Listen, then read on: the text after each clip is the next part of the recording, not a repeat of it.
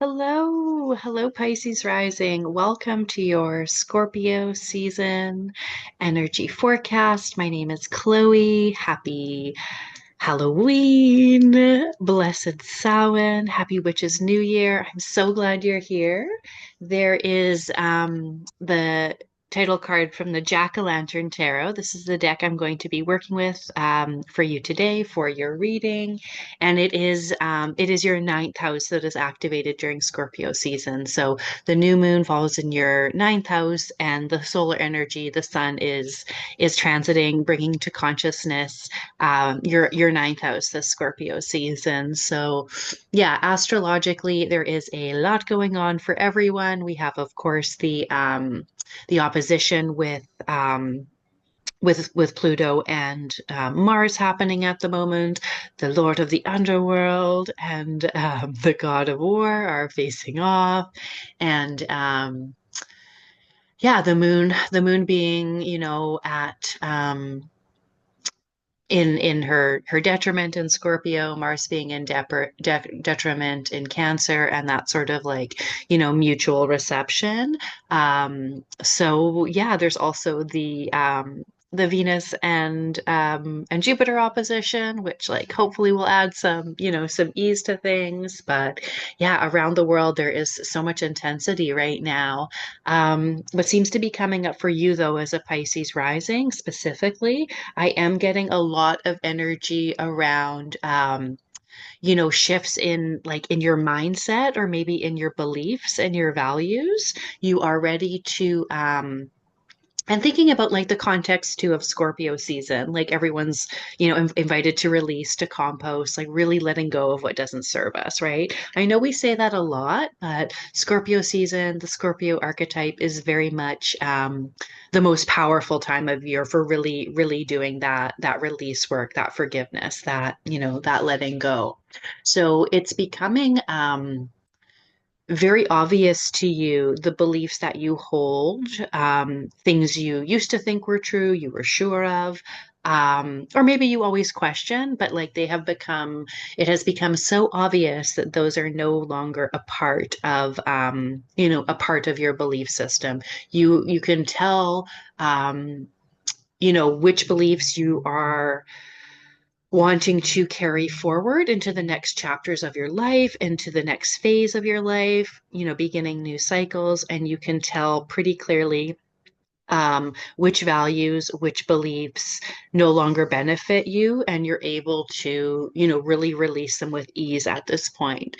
Of course, we all have, old, outdated ways of being. Sometimes it takes longer than other times, to move on and to release those times, release those thoughts, those values. But for you, it seems like you're getting a lot of opportunities too, to really, stand up for yourself, and like you're being put on the spot. Like, what are your beliefs? What are your values when it comes to certain things? And it's in those moments, in those interactions, um, when you're really understanding and really seeing like, oh yeah, like I used to approach this like this, or I used to, when I'd encountered this situation, I would react this way, or I thought these things. And it's in those moments of, those challenging moments, or those sticky moments, those crunchy moments, when you realize like, hey, like maybe maybe that's not true. Maybe I don't believe that anymore. And if you weren't, put in that position, um, to be in that encounter or that situation, that it may not have occurred to you that you have, that you have outgrown certain beliefs, right? So yeah, I would just say like keep an eye on that. I'm not saying you need to like, yeah, it's never something that you need to like try to work on consciously. It's just going to be coming up for you, right? So just be aware that when you're in those situations, you might be now reacting from, more of like a higher self place. Um, but yeah, you don't need to go through and think like, okay, what beliefs am I outgrowing? What beliefs am I leaving behind? It's really like when you're in the moment, when you're on the spot, when you're having certain interactions with people, discussing certain philosophies or beliefs or values that you're gonna like come up against yourself and be like, wow, that's completely dropped off. Like I am on a completely new timeline, right? So the cards that I have for you, there's a couple of wands. I have the Eight of Wands. I have the Ten of Wands as well. And then there is the one of my favorites, the Judgment card that comes up for you as well too. This is the Pluto card. So you have the power of Pluto with you at this moment. You have the power of Pluto with you. And that ability to really, yeah, transform in this moment. So I don't know. I love that for you, Pisces rising. You're like yeah, you're such like a sensitive, intuitive, deep person.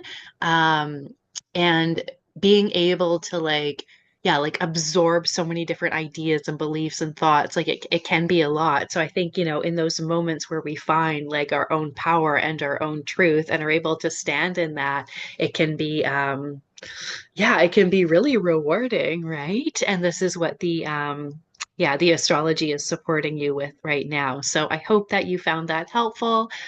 You're welcome to ask questions or make comments down below if you like.